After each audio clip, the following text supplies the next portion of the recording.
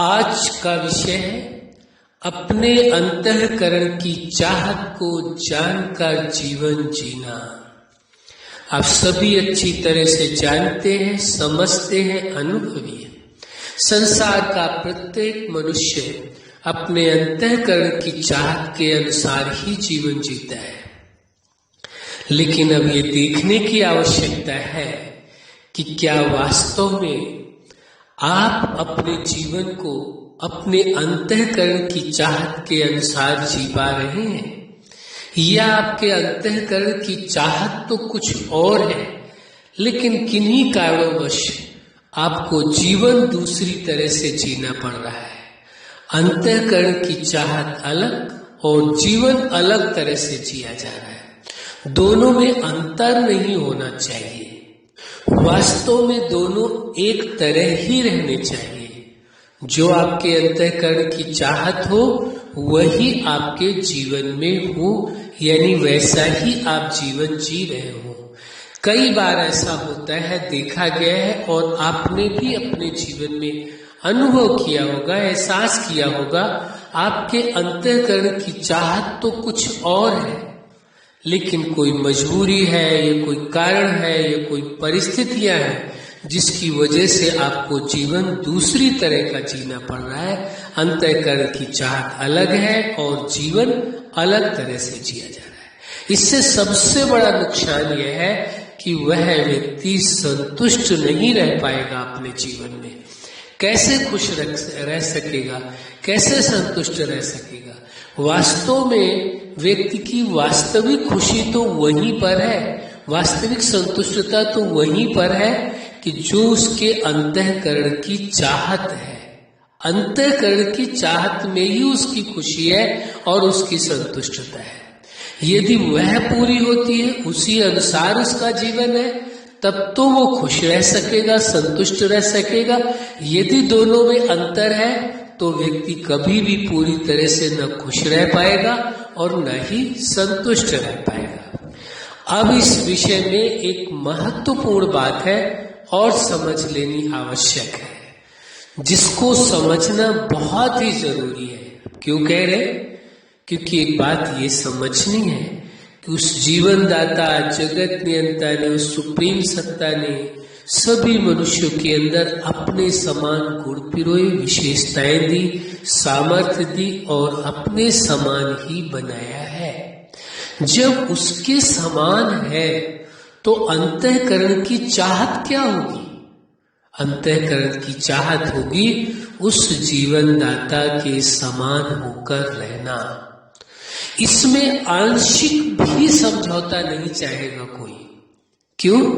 क्योंकि जिसने इस वास्तविकता को समझ लिया कि आप जीवनदाता, जगत नियंता, उस सुप्रीम सत्ता के समान है, आपके अंतःकरण के अंदर वही विशेषताएं मौजूद है, वही गुण मौजूद है, वही सामर्थ्य मौजूद है, वही अधिकार मौजूद है और वही कर्तव्य आप करना चाहते हैं।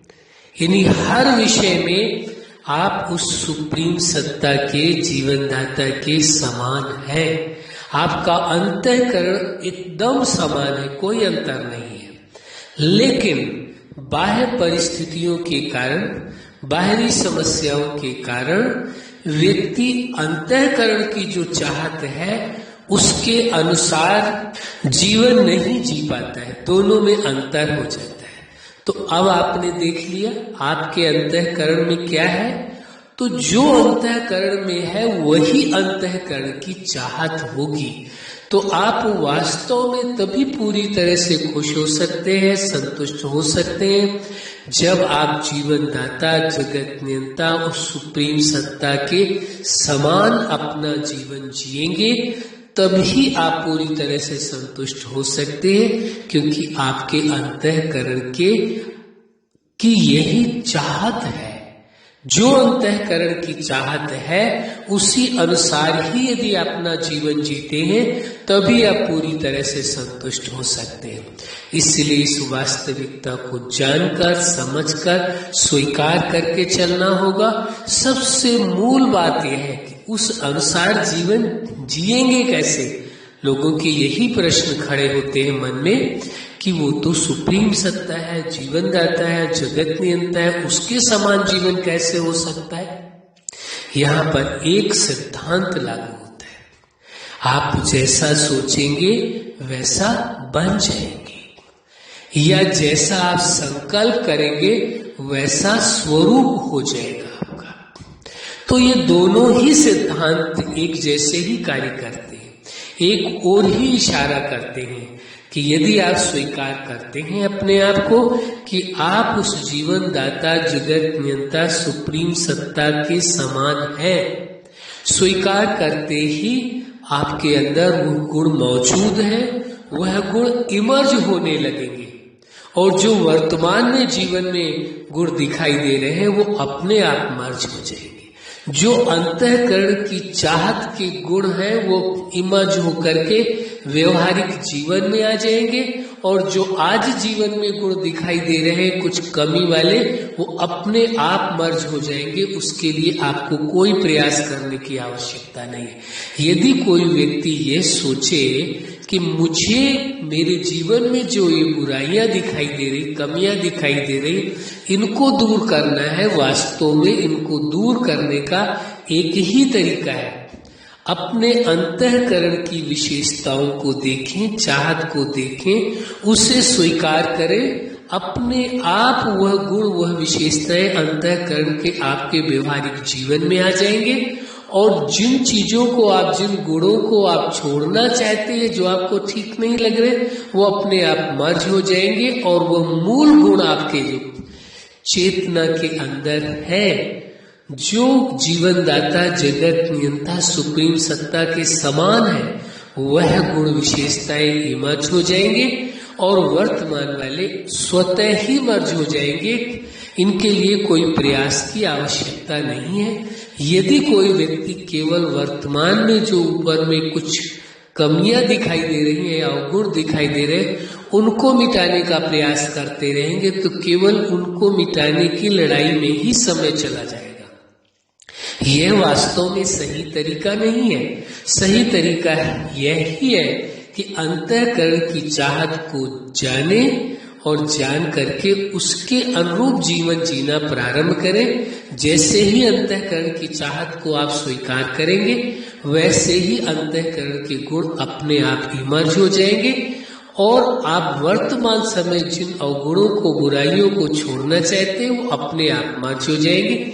यही सही तरीका या सही उपाय है। अब आपको निर्णय लेना होगा कि आप क्या चाहते हैं। क्या वास्तव में जो आज का विषय है, अपने अंतःकरण की चाहत को जानकर जीवन जीना है, वैसा ही जीवन जीना चाहते हैं, तो आज के विषय को स्वीकार करके अपने जीवन में अनुभव करके देखें। अच्छा, आपके जीवन में, आपके जीवन के हर पार्ट में सदा खुशियां हो, सफलता हो। आज का विषय है अपने अंतःकरण की चाहत को जानकर जीवन को जीना। आपके जीवन में खुशियां हो, प्रेम हो, शांति हो, शक्ति हो, स्वतंत्रता हो और आप अपने अंतःकरण की चाहत को जानकर उसी प्रकार का जीवन जिए। यही हमारी हार्दिक शुभकामना है। सदा खुश रहें, मुस्कुराते रहें। धन्यवाद।